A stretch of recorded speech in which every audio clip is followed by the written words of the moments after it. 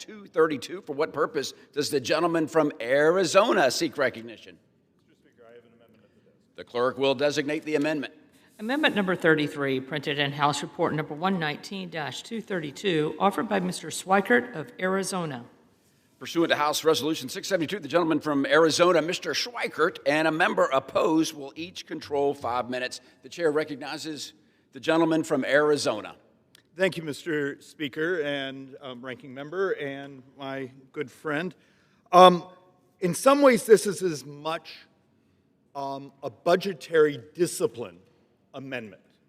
The fact of the matter is we've been doing a project with the Joint Economic Committee for a couple of years now, where we've been going up and down budgets and finding resources, money that's been appropriated that has sat in accounts sometimes for years and years and years. And my argument is many of these things I actually don't oppose. You belong appropriating it again. You belong engaging in the budgetary discipline. If we're truly doing regular order, say, hey, this was originally appropriated in 2015. It's a clean coal, which is an actual one. Oh, the money's still sitting there since 2015. Maybe we should re-examine it, reappropriate it, or pull it back. But instead, Mr. Speaker, we actually estimate there's over $1 trillion, sitting in accounts. Now, much of it are things I like. It's not about liking the appropriation. It's about budgetary discipline of going up and down and reviewing everything, because maybe there's a newer, better, faster way to do these things. But the fact of the matter is, we play this game where we leave this cash sitting in these accounts and then stack on it and stack on it and stack on it. And with that, Mr. Speaker, I reserve. The gentleman from Arizona reserves. For what purpose does the gentleman from Tennessee seek recognition? Mr. Chairman, I claim time in opposition. The gentleman is recognized for 5 minutes. Thank you, Mr. Chairman. And while I commend my colleague and friend who actually was elected in that great class of 2010 with me, I remember that year vividly, I thank him for his motion, and I applaud his dedication to fiscal conservatism. But in all due respect to my colleague, this amendment undermines the full bill's central aim to promote national security, energy security, and economic prosperity. Reducing this bill by $37 billion, or by 65%, will make America, in my view, less safe, less secure, and less prosperous. The amendment includes a $16 billion cut to defense funding. And again, for my colleagues and for those watching, it is in the energy and water bill that we fund the National Nuclear Security Administration. This is our country's nuclear weapons activities.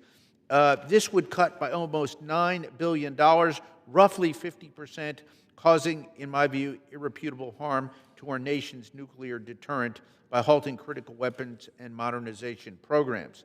This amendment would also reduce naval reactors by over $1 billion, again, almost a 50% reduction of the account, creating cascading impacts to America's most lethal and capable naval assets, our submarines and aircraft carriers. These are only but two examples of the 54 account reductions proposed by the amendment. For these reasons, I respectfully must oppose the amendment and urge my colleagues to do the same. Mr. Chairman, I reserve the balance of my time. Gentleman reserves his time. The gentleman from Arizona. Mr. Speaker, may I inquire into my remaining time? 3 minutes. Thank you, Mr. Speaker. To my appropriator friend, this is the game we play, and this is where we talk past each other. And can I give an actual example? Clean coal technology, appropriated 8/18/2015, unobligated balance, $2 million. Okay, and the scale we deal with when we borrow, what, $6.5 billion every day. We're right now burning through about $71,000 to $72,000 a second is our borrow. I actually think I voted for this in 2015, but it's still sitting in the account unspent. Maybe if we're doing our job, we should go back to and say, do we still want this? Do we still want to do this? This is our job, and instead we're stacking.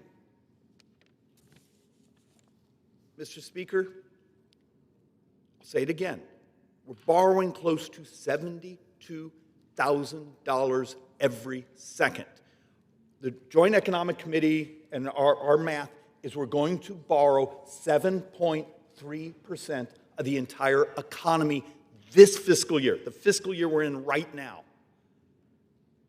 So when you hear the economists both on the Democrat side and Republican side running around saying, we should only be borrowing 3%, okay, that would mean almost $1.8 trillion of cuts this fiscal year to get to a 3% borrow. And most of the borrow, the vast majority, is interest and healthcare, but we're not allowed to tell the truth about those mechanics. Is it appropriate to be engaging in stacking, where this is something that was appropriated in 2015, it is sat in the account static, but we're just going to stack on top of it?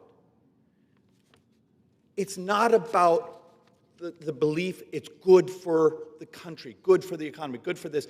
It's the budgetary discipline of, are we going to tell the truth that we have something we call forgotten funds, and it equals billions and billions and billions sitting in accounts? And if we're going to be adults, we're going to be professionals and do our job, sorry, every single one of these line items belongs in this budget being modernized, reviewed, and said it is still needed. And with that, I yield back, Mr. Speaker. Gentleman yields back. The gentleman from Tennessee. Mr. Chairman, I yield back.